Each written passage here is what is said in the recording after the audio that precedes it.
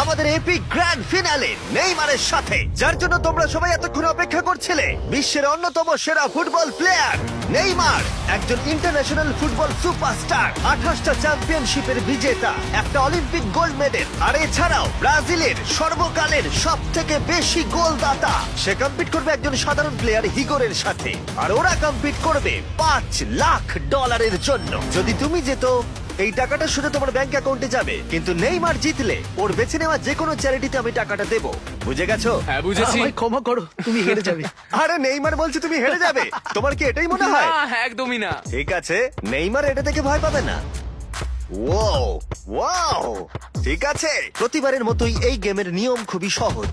আমরা শুরু করব একটা পেনাল্টি শুট আউট দিয়ে। দুজনে স্কোর করলে আমরা 15 পা করে পিছিয়ে যাব। ততক্ষণ আমরা এটা করে যাব যতক্ষণ না একজন স্কোর করে আর একজন মিস করে দেয়।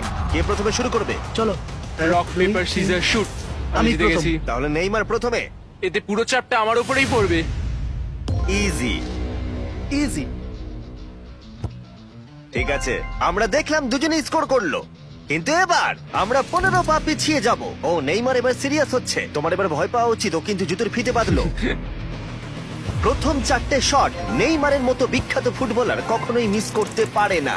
এতক্ষণ পর্যন্ত দুজনেই খুব সহজেই মারছে। 5 নম্বর শট থেকে নেইমারের সাথে সাধারণ প্লেয়ারের পার্থক্য বোঝা যাচ্ছিল। অফিসিয়ালি দুজনের পক্ষেই চ্যালেঞ্জটা এবার কঠিন হচ্ছে। যতক্ষণ না মিস হচ্ছে ততক্ষণ আমরা পিছবো। এবার তুমি ঠিক আগে আছে? মারো। আমি আগে কোচ মারবো? চায় তুমি প্রথমে শট মারো। ঠিক আছে, মারছি। ও ও, ঠিক আছে, এটা এখনো পর্যন্ত তোমার সবথেকে বাজে শট। এবার নেইমারের পালা। ও ও মাই গড, বলটা পুরো সুইং করে গোলের ভেতরে গিয়ে ঢুকলো। চাপে পড়লে খুব ভালো লাগে। বিশ্বকাপের চাপের সাথে এটা তুলনা হয়? না, বিশ্বকাপে আরো বেশি চাপ।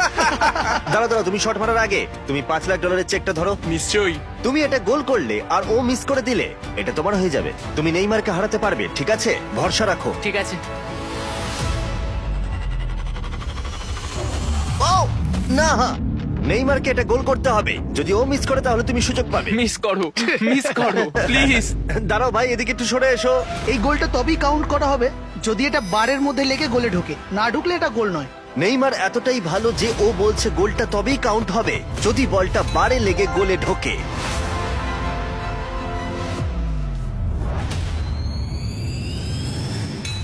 ও ভাই আর মিস করো না, আরে সত্যি মিস বলছি, করো তুমি না ভাই, পারবে। চলো।